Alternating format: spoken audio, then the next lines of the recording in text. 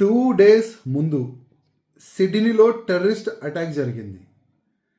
Terrorist attack చేసేవాళ్ళు కొడుకు నాన్న ఇద్దరు కలిసి జనాలపైన ఓపెన్ ఫైర్ చేసినారు. దాదాపు 26 మంది ఆ అటాక్లో చనిపోయినారు.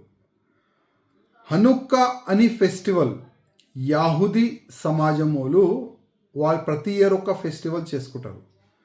దాదాపు సముద్రం పక్కనే 2000 పైన జనాభా అక్కడ జమాయి ఆ ఫెస్టివల్గా ఆ సంబరాలు చేసుకుంటున్నారు. వాళ్ళపైన ఈ కొడుకు నాన్న డైరెక్ట్గా ఫైరింగ్ ఓపెన్ చేసి చాలా మందిని చంపేసినారు.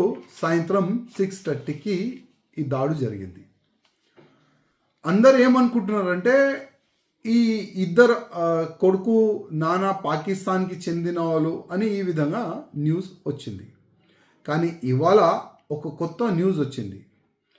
సాజిద్ అక్రమ్ ఒక్కప్పుడు టోలీ చౌకీకి చెందినవాడు అని ఇవాళ మనకు న్యూస్ వస్తుంది. ఒకప్పుడు టోలీ చౌకీలో ఈ సాజిద్ అక్రమ్ ఉండేది. 1998లో ఆయన ఆస్ట్రేలియా సిడ్నీ వెళ్ళిపోయాడు. అక్కడ పెళ్లి చేసుకుండు. 2 పిల్లలు కూడా ఆయనకి పుట్టినారు. ఆ 2 పిల్లలు నావీద్ అక్రమ్ 24 years. ఈ నావీద్ అక్రమ్ సాజిద్ అక్రమ్ ఇద్దరు కలిసి పాకిస్తాన్కి చెందిన ఒక టెర్రరిస్ట్ ఆర్గనైజేషన్ ISIకి లింక్ అయ్యి వాళ్ళు కూడా టెర్రరిస్ట్గా మారిపోయినారు. ఇవాళ మనం చూస్తున్నాం వీళ్ళ జనాభా ఎక్కడెక్కడ పెరుగుతుంది, అక్కడెక్కడ టెర్రరిజం పెరుగుతుంది. ఇవాళ ఈ టెర్రరిస్టు అమాయకులు ప్రజల్ని చంపేసినారు వీళ్ళు.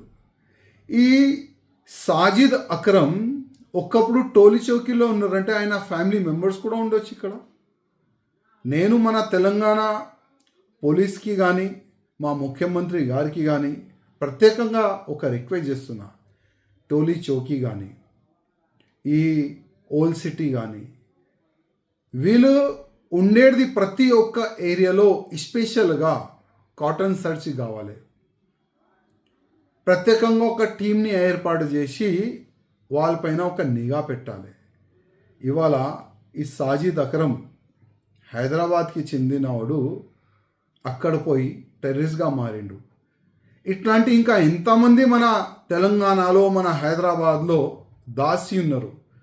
దానిపైన మన ఇంటెలిజెన్స్ ప్రత్యేకంగా దృష్టి పెట్టాలని మా ముఖ్యమంత్రి గారికి పోలీస్ అధికారులకి నా ఒక నివేదిక.